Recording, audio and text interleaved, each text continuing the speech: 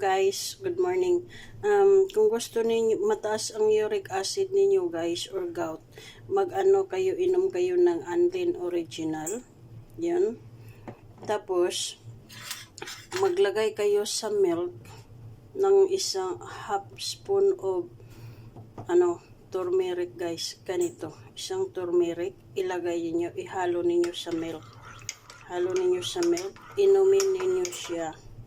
So, itong milk na ito guys, na yan siya, mainit na ang milk. So, pinakulo mo na ang milk. So, yan. Tapos, haluin mo lang ng haluin.